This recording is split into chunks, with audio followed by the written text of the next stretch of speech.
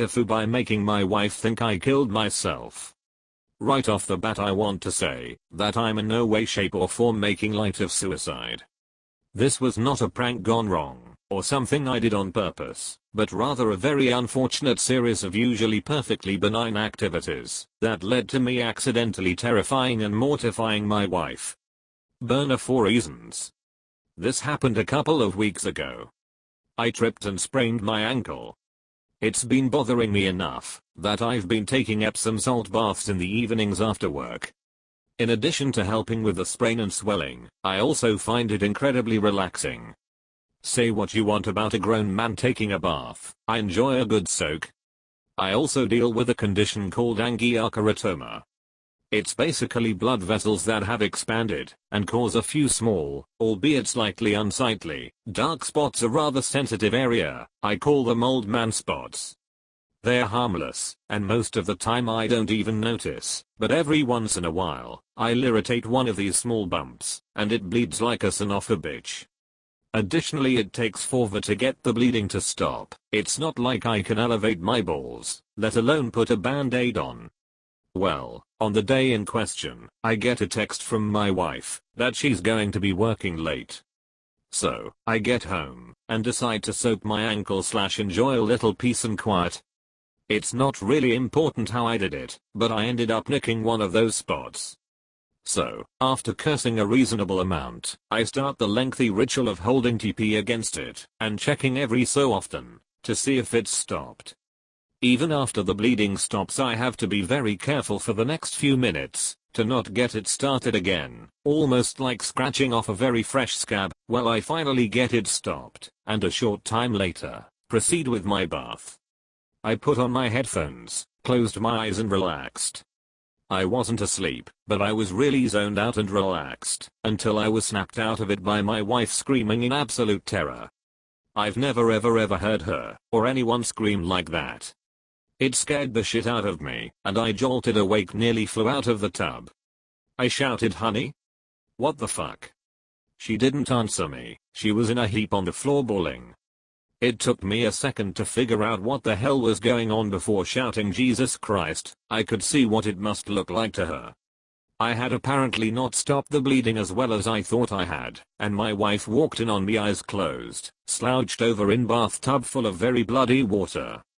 It took me a long time to calm her down, and I don't think that's something you just get over. Hopefully one day we can laugh about it, but it won't be anytime soon. TL, doctor, nicked my nuts, didn't stop the bleeding completely, even though I thought I had. Took a bath, zoned out.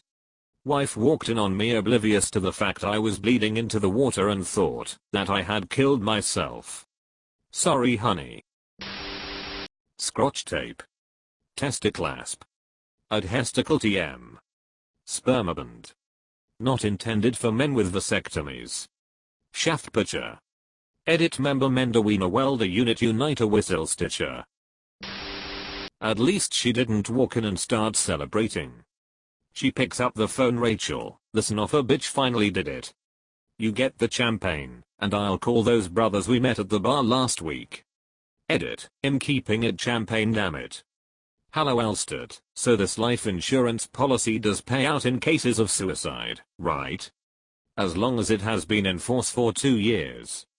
r/unnecessary facts. Not really. At one point in time that's what kept me going. Fortunately I got help. But still. Tell you LPT, if you suspect someone may be dead and this pleases you, always pretend to be sad for a few minutes to ensure it has stuck.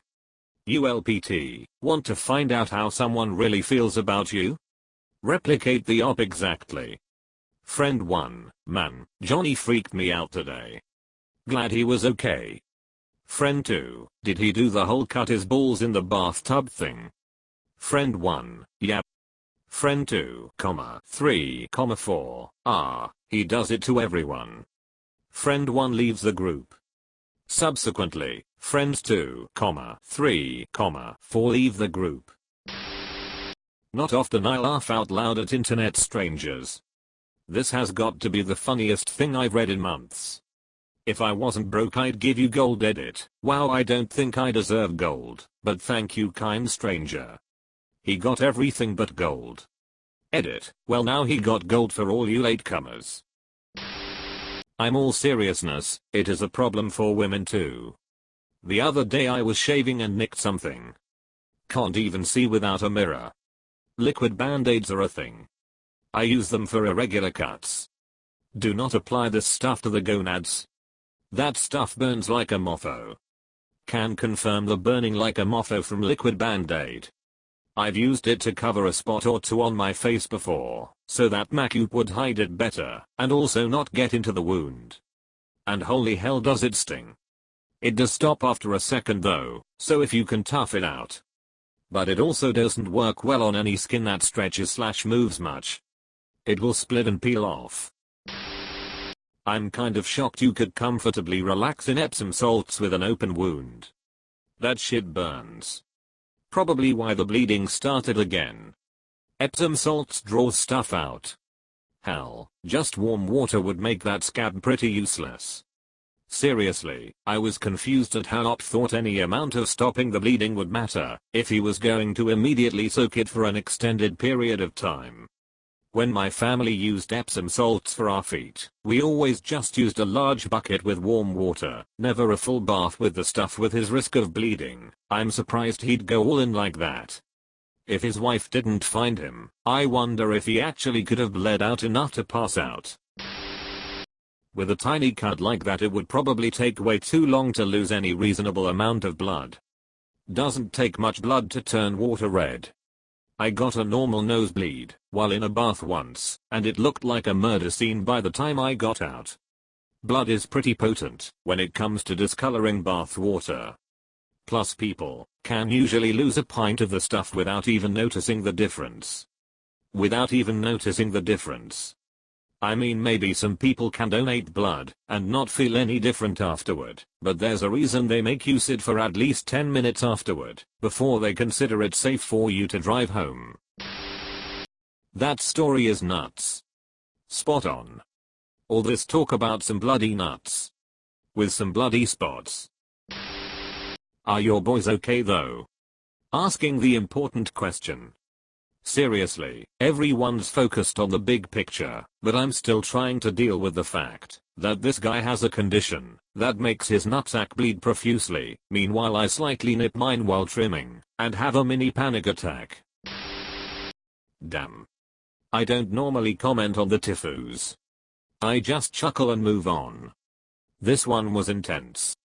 I'm glad you're okay, and I'm glad your wife is okay, but holy crap dude. Your poor wife. It's honestly a pretty horrible situation for his wife. Regardless of the fact that she quickly found out her husband was fine, she still fully experienced that trauma. She's experienced what it feels like to find her husband having committed suicide, and that's going to be something that sticks with her forever. That's what I'm saying. That really sucks. Obviously not his fault, but damn. My girlfriend knows I've been depressed in the past. I also have these spots and I have a bad back that begs help. I'm going to be extra careful after reading this. Damn man. I feel so bad for both of you. At least this wasn't a prank. Some jackoff played a prank on his friend by dyeing the water red and pretending he'd killed himself. He let it go as far as his friend calling 911 sobbing. Naturally his friend beat the ever-loving shit out of him. He got it all on tape. People thought it was funny. Me not at all until the kid beat the shit out of his friend. Hell yeah, that's a well-deserved beating. It's also misuse of emergency services and can carry a fine. What the fuck does anyone have to say about a grown man taking a bath? Do you also have a problem holding your girl's purse in public or eating dinner alone at a restaurant? Confidence my boy, confidence. I feel for you. When my wife and I were dating I told her over the phone I was going to lay down one evening because I had a horrible headache. I didn't think I was tired, but apparently I went into the deepest sleep I had ever been in my entire life.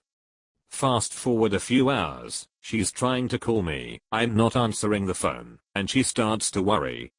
She lived with her sister and Bill at the time. Bill starts telling her that this is how his mom died. Took a nap, and never woke up, some undiagnosed heart problem. They both come over to check on me, but I don't hear them banging on the door. She has a key, but I deadbolted the door and there was no key for that. They get the landlord involved, but she doesn't have a key either.